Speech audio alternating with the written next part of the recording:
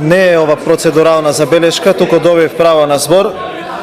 Ве замолувам друг пат да не му кажувате вие на некого што треба да зборува, како треба да се однесува и дали одреден заменик министер или министер на кој начин ќе го образложи тоа, дали го прифаќа или го одбива амандманот. Ве молам да не го правите тоа. Јас знам што е поентата. Вие сакате да испровоцирате одредена реакција за да спинувате.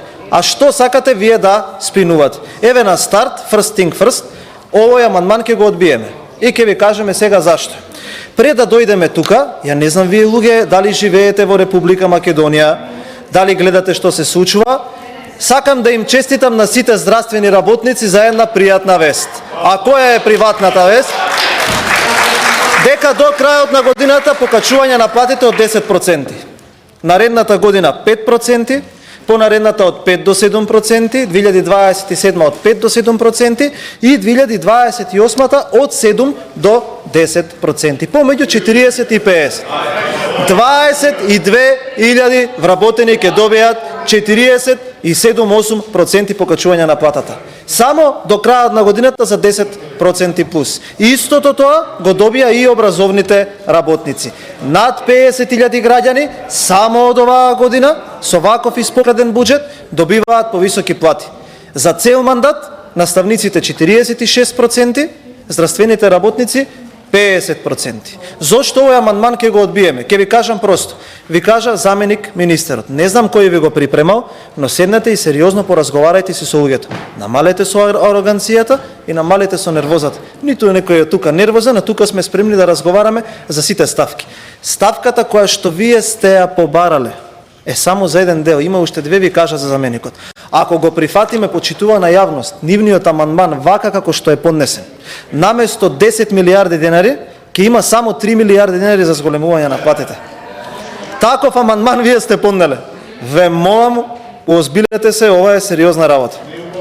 Ако го прифатиме вашиот амандман, наместо 10 милиарди за зголемување на плати, ќе има само 3 милиарди. Ајде една друга работа. Ве слушам со денови, еве и во објаснувањето беше кажано, ова имплицира дека ќе ја полнат администрацијата со партиски војници. Па ако тој аргумент почива, нели вака ако додадеме плюс пари ќе ја полниме со партиски војници?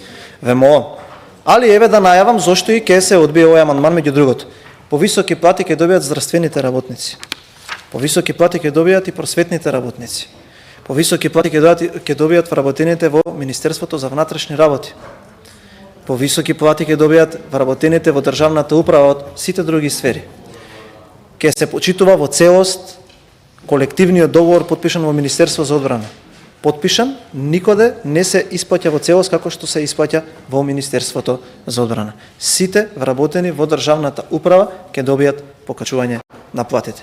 Возможно е, ако се води одговорна фискална политика, во која што нема да се дава на лопови да крадат од државниот буџет, туку ќе се алоцира на тие на кои што им е потребно. Или ако сакате, во еден ваш фординг од изминатите денови, ако го раскиневме договорот со Бехтел и Енка, наместо овие покачувања ќе требаше да им ги дадеме парите на овие луѓе да ги однесат на арбитража, исто како што македонските граѓани по основ на арбитража за овие неодговорни луѓе сега треба да исплатат 450 милиони долари. Да се однесувавте одговорно, ќе можевме исто така и оваа година да имаме плюс зголемување на плата. Почитува на јавност, ако почнавме со првиот амандман да поднесуваме вакви амандмани кои што немаат врска со реалноста, тогаш замислете што се случува и со останатите кои што следат после овој. Благодарам.